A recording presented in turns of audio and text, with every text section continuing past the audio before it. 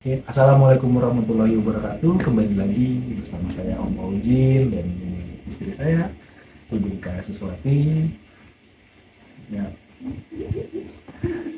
dalam acara cerita bersama Om Fauzin. Yeay, gitu dong. Kan semua gitu. Ya,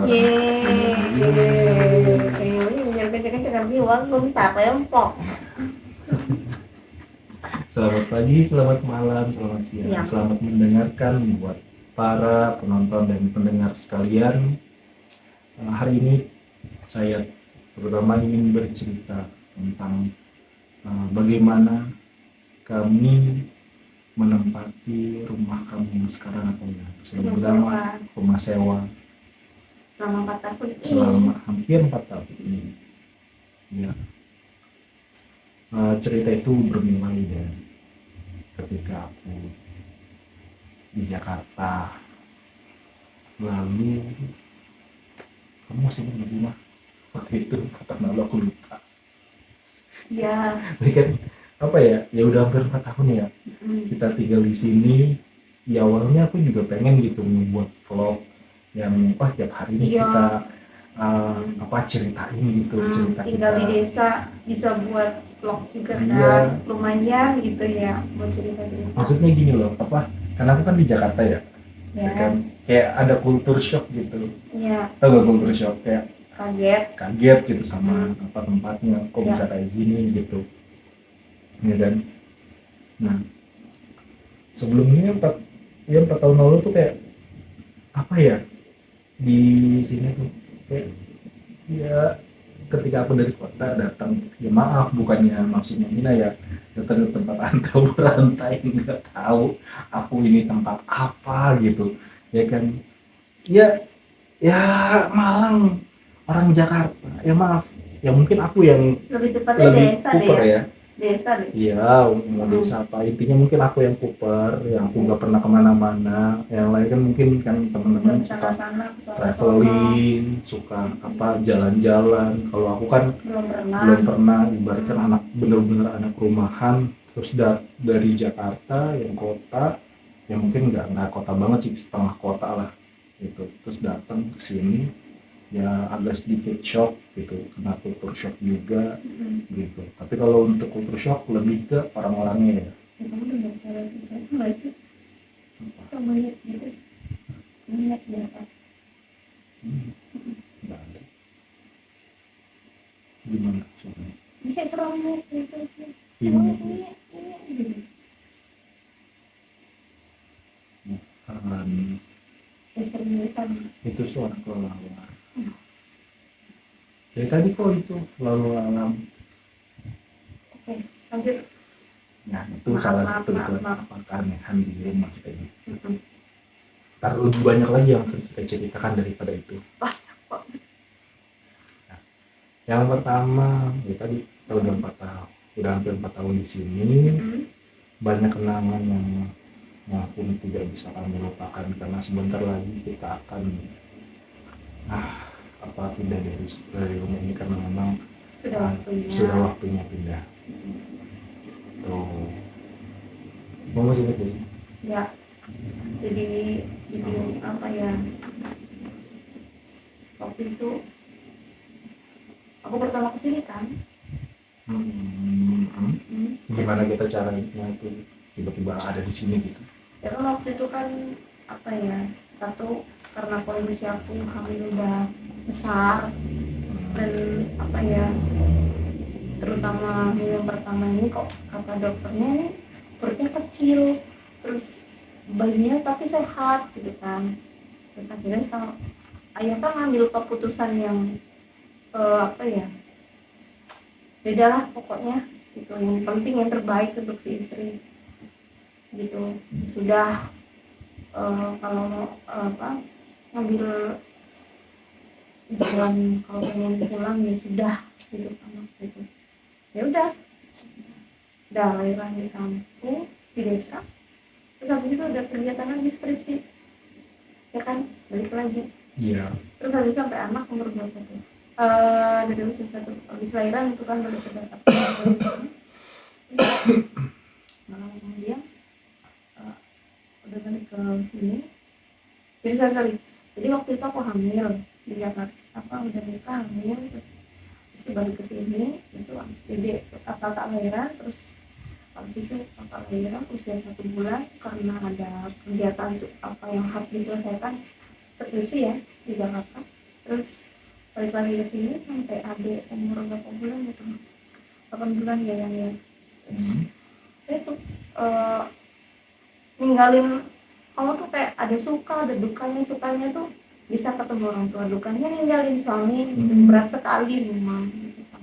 Terus di suatu posisi yang aku bayangkan, yang aku mungkin yang aku pikirkan tuh mungkin aku bisa aku bakal ini nih gitu kan. Ternyata apa tuh ini tuh apa? Kayak Lebih dekat sama keluarga. Enggak, maksud aku ketika aku bisa di tempat orang tua aku tuh semua tuh nggak akan ada apa-apa. Ternyata itu salah besar gitu. Banyak ada yang suka, ada yang nggak suka juga, terutama di kanan bukan kanan sih, lebih tepatnya di depan dan di belakang aku kayak gitu. Yang ketika kamu sana kan mikirnya sama orang tua aku nih. Iya, terus kan enak gitu, orangnya enak-enak gitu kan. Terus saudara nih. Saudara nih, gitu. saudara sendiri gitu kan. Ternyata ya sama aja. Nggak di mana-mana tuh ternyata sama. Semua orang sama, nggak ada bedanya. Tinggal tergantung kita ngambil segi posisinya di mana. Dan kalau ada yang lihat keluarga kecil kita bahagia gitu, ya mungkin di depan orang tua senang melihat orang susah. Jadi di depan orang tua nggak apa-apa nih, udah orang ada enak dulu, tapi di belakangmu pasti gitu. Jadi aku juga ingat waktu itu kan tahun 2019 ya, yang kamu habis selesai skripsi, kan balik lagi ke sana di kalau nggak salah bulan November apa.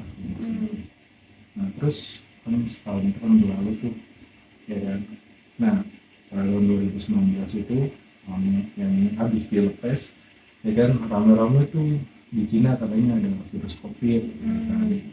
Terus ada virus COVID itu, ya kita mah tenang aja ya, karena dari pemerintah sendiri tuh ya nggak ada urgensinya gitu. Ketika ditanya COVID jangan takut, kita punya ini rempah ini ya, dari pejabat-pejabat. Terus tiba-tiba mereka pada goyang umur-umur ya kan, aku masih inget banget.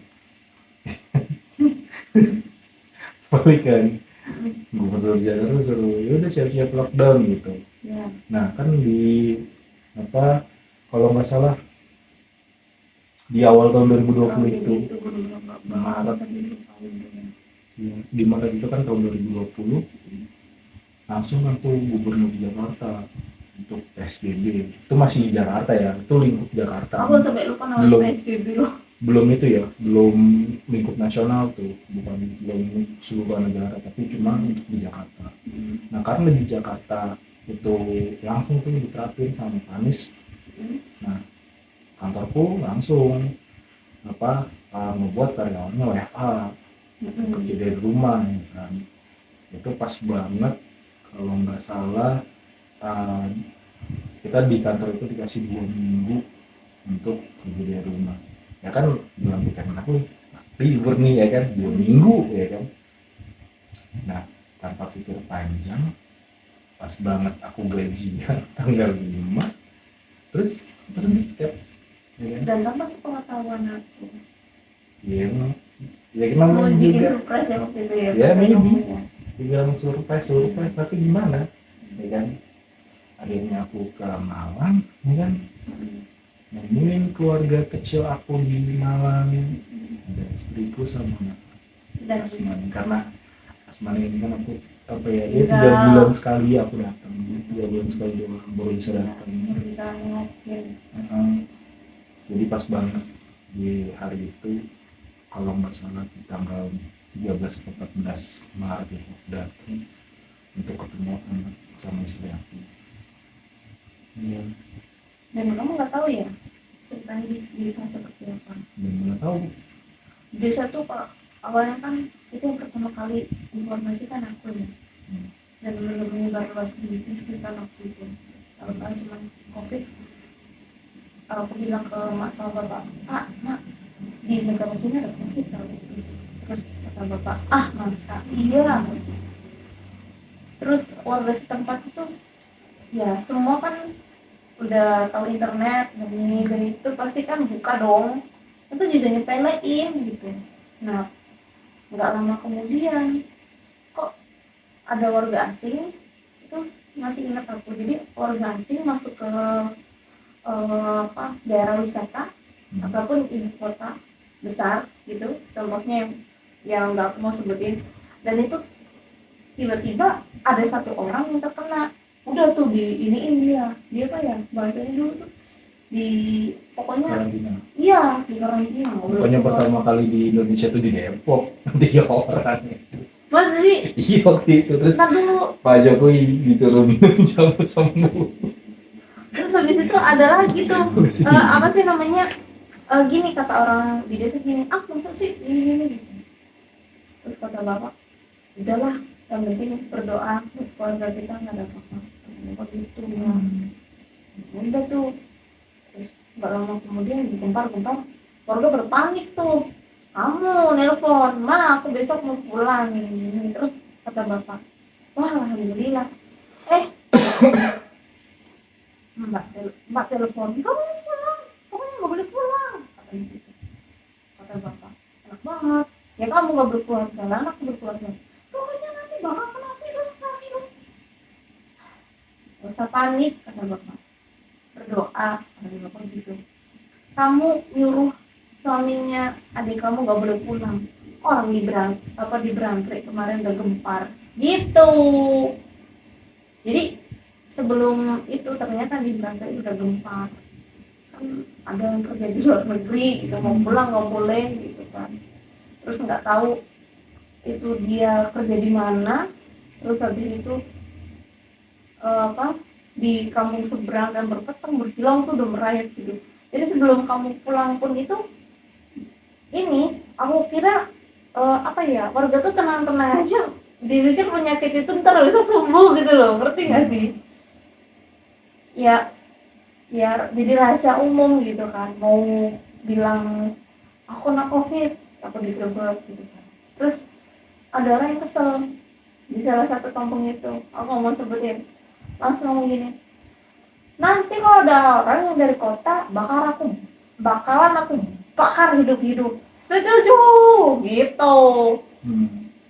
Terus ada saudara pulang, dia kan keluar masuk kota kan, ke Malang, ke Surabaya, ke sini ke situ gitu kan. Terus gini, hei kamu, gitu nggak aku sebutin kamu, kalau kamu nanti bawa penyakit di sini, bakar mobil kamu sama orang tadi gitu.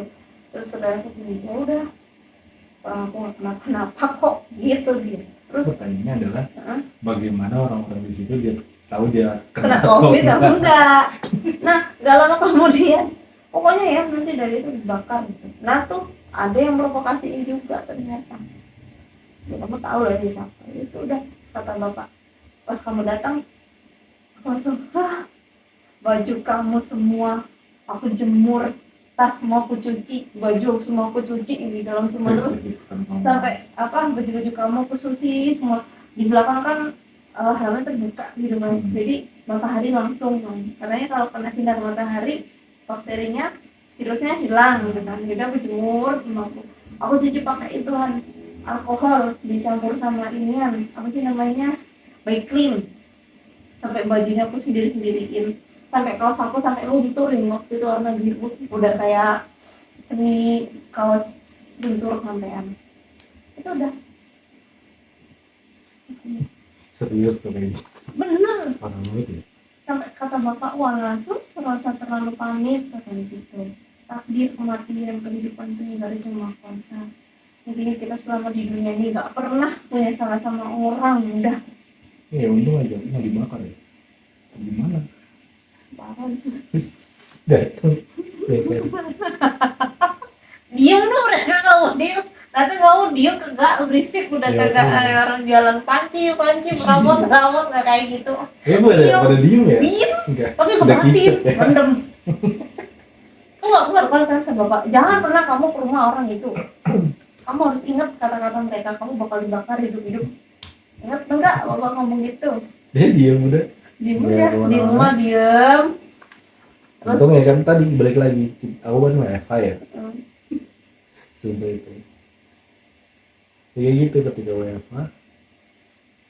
Jadi ketika aku WFH kerja di depan monitoring kan, cuma kan kerjanya monitoring gitu. Aku tuh kayak gimana ya memang kan kerjanya by komputer, jadi tinggal kirim pesan atau apa kan.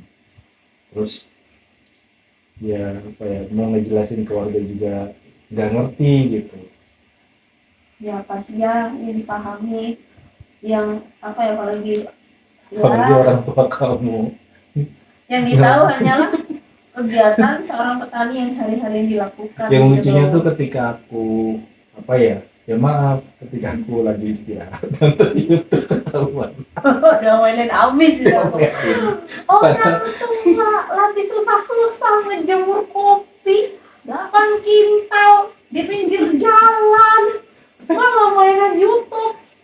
Udah deh, aku udah mandi, kamu udah mandi, muka udah kayak monyet, itu kena debu semuanya. Ya Allah. Terus lapar, kita juga kerja apa, main game.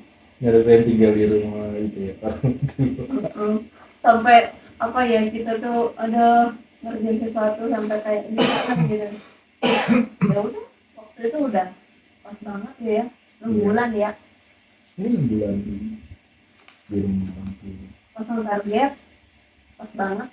Terus kata bapak, itu ada yang ngomong tuh ya ngomong gini, belum bisa kuliah, mau kuliah uyah gitu, sama tetangga diginin mau kuliah uyah ya gitu ya, para netizen yang paling bijaksana lah ibaratnya ya gitu. Kok sekolah tinggi kuliah uyah, tahu nggak artinya nggak kuliah uyah? tahu Ngangkat air di lautan dikumpulin. ya itu kan buat garam namanya. Uyah itu garam. Dan ngajakin nggak ada aja. Jika aku nggak tahu ya.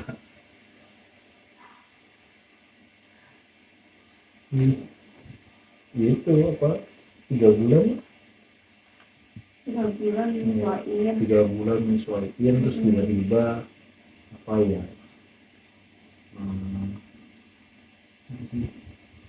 ada tawaran tuh kan 3 bulan langsung apa untuk jadi korwil di Malang kan. Ya padahal kan sebelumnya jujur ya sebelumnya itu sebelum aku ke sini karena COVID itu memang udah ada rencana. Jadi aku pengen kamu tuh jadi ini yang korwil Malang gitu. Jadi tuh di bulan Januari aku rencanain, Februari, Maret aku datang, terus terbalik lagi, nanti bulan Mei aku buka bimbel, sekarang kamu jadi korwil di sana gitu. Kan di kemitraan kan sebelum COVID pun udah boleh WFH gitu, bisa kerja di mana aja gitu, nggak harus di rumah, from anywhere lah.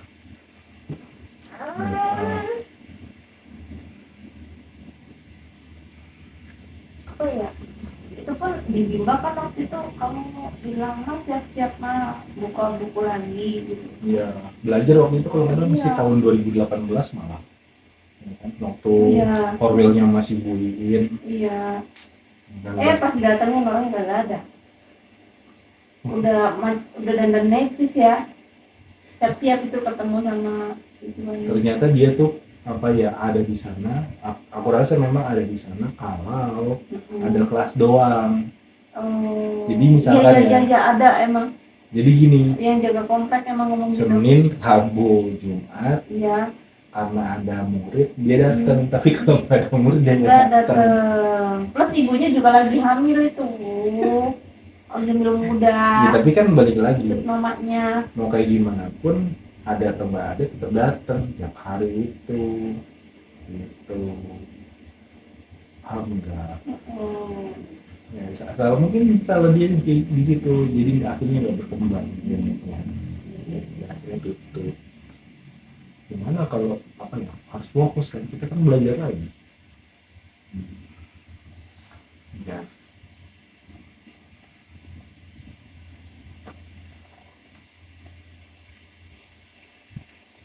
Nah di situ kan apa ya, saya kan bilang, "Ma, kamu harus buka buku lagi,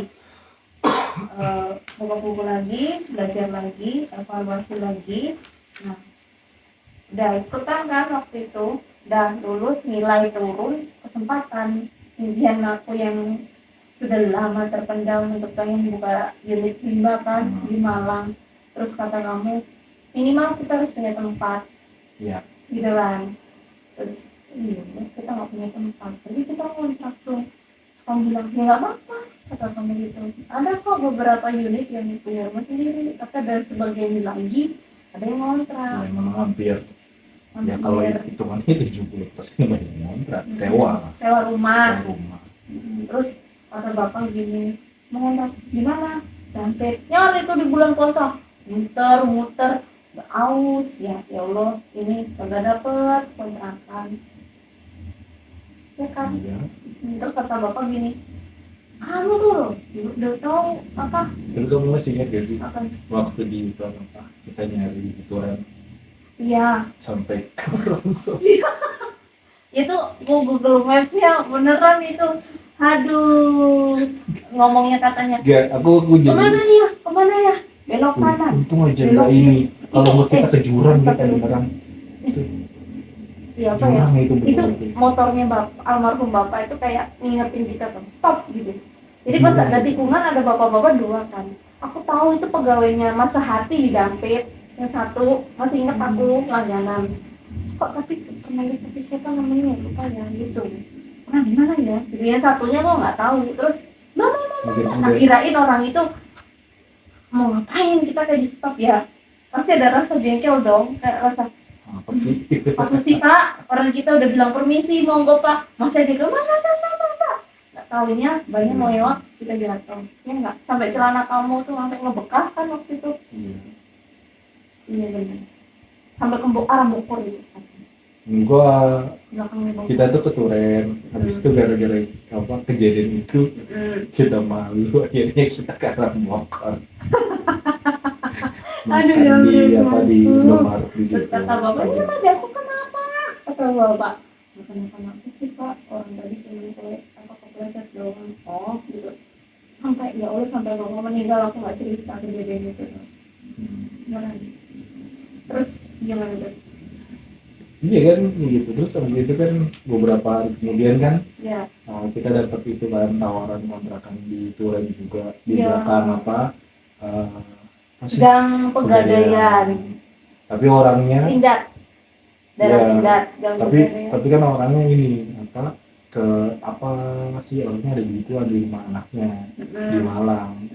Pak siapa sih namanya lupa. Pak Johan. Bu Sri iya. Kan.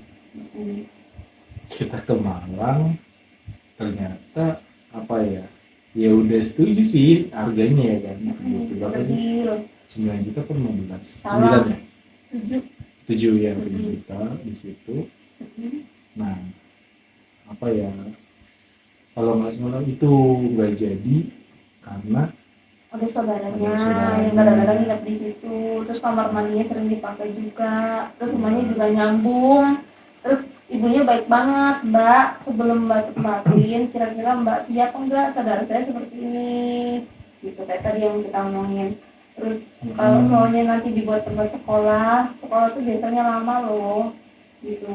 Ya sudah Bu, nggak apa-apa, nanti kita tinggal nambahin atau ada kenaikan kita tambahin, nggak masalah kita gitu kan. Terus oh ya sudah. Terus kok mami yang kesini waktu saya kok ribet ya gitu loh pertanyaannya aku gitu loh ya. Bukan pertanyaan sih, persyaratannya boleh apa enggak tuh nggak ada kepastian gitu kan. Bukan nggak ada kepastian sih, lebih ke apa ya, ya memang dari itu aja kan dari masa kita mau kontraknya di Turen kita harus ke Malang, mesti nggak bisa lewat telepon gitu. Tapi sebenarnya udah ribet sih. Aku rasa sih ini deh ya, itu loh yang nempatin dulu itu kayaknya masih mau balik lagi, makanya dia pertamanya ya nggak masalah. Ya udah ditunggu-tunggu ternyata nggak jadi, itu nunggu udah sebulan lagi, ya udah kita langsung tancap gas nyari lagi. Tapi kan kita juga syaratnya gitu, kita mau tapi tempat ini di November mau bayar sampai November. Iya, nggak lama kemudian kan ayah tuh itu siang-siang kan jam berapa, 10 jam 10 udah 12 ya. Satu, Iya tuh nyari 2X ya, ya, ada tuh rumah ini kan. iya jadi karena apa ya, ya udahlah kita menyerahkan, kadang angkat dulu lah, taruh dulu. Tapi ya kayak gitu, aku nggak apa ya, nggak kepikiran, tepatnya nggak kepikiran kalau kenapa nggak dicari di internet dulu sih gitu, kenapa harus muter-muter, Gue juga nggak ada. ya kan. Akhirnya Nah, iseng cari di internet, ya biasa situs OLX, ya kan, yang jual barang apa aja gitu. oh, Dan alhamdulillah ini nemu tempat di sini gitu. nggak ada dulu kayak gitu ya. Ya jujur, kita mau buka bimbel nggak ada uang sama sekali, ya mau gimana, kita nekat. Alhamdulillah uangnya dari mana aja datang. Pas banget kan pas covid kan, orang juga bingung mau minjemin sama siapa, kita mau minjemin sama siapa. Alhamdulillah Ya alhamdulillah ada aja ada gitu. aja bantuan dari seseorang. Iya. Jadi ini apa ya, nggak bakal kita lupain Itu kan. bakal kita lupain. Waktu itu jumlahnya berapa yang 9 juta ya, 9 juta langsung udah tahu langsung dia. bakal Buat kantor pun kan sekalian waktu itu. sekarang kantor bukan di sini, di kantor Korwil, walaupun apa ya, yang nggak dimasuki dalam catatan, tapi tetap ini memang khusus buat kantor Korwil, maaf. Terus sampai apa, itu Itu patokannya Dede ya, kita pas kakak pas kita kesini kalau rumah dia nyaman apa enggaknya, kalau kakak senang ya. iya, jadi kontrakan itu kita berpatokan pada anak kita. Kalau anak kita rewel kan memang, tapi kalau anak kita senang kita lanjut. Jadi,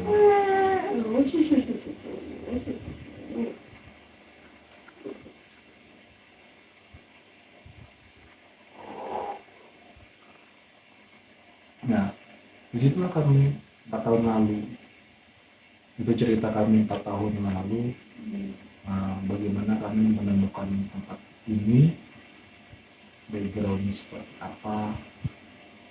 Mungkin kedepannya kami akan ceritakan lagi. Ini kan baru background ya, nanti kedepannya kita akan cerita lebih banyak tentang Di sini. hal-hal yang ada di sini. Menurut kamu pertama kali kamu melihat rumah ini seperti apa sih? Pertama sih kayak tenang gitu, terus Unik ya? bersahaja sih, besar. Rumah jujur ya, rumah itu besar. Satu ngeliatnya tuh senang tuh bersih gitu, besar, bersih, terus banyak cerita hangat di rumah ini antara orang tua dan juga anak gitu. Dan tapi di baliknya itu, wow.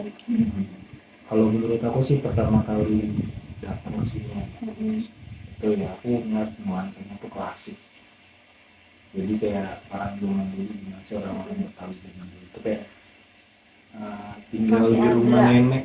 Enggak, gimana sih kamu tuh, rumah nenek itu seperti apa sih, kayak gitu deh. Enak loh rumahnya, sumpah. Cantik rumahnya itu, seriusan cantik, bersahaja.